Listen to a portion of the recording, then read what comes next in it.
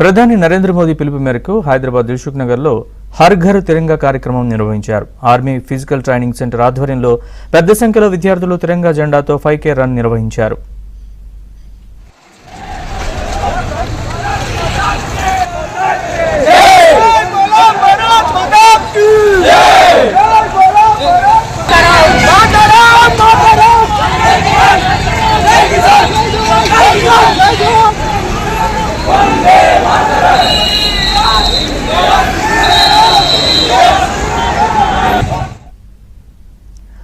భారతదేశంలో ఉన్న ప్రతి ఒక్కరూ భారతీయుడిగా గర్వించాలని ఆర్మీ ఫిజికల్ ట్రైనింగ్ సెంటర్ నిర్వాహకులు అన్నారు. ప్రతి ఒక్కరూ మన ఐక్యత చాటేలా ప్రధానమంత్రి పిలుపుపై ప్రతి ఇంటిపై త్రివర్ణ పతాకాన్ని ఎగరవేసి దేశంపై ఉన్న భక్తిని చాటుకోవాలని తెలిపారు.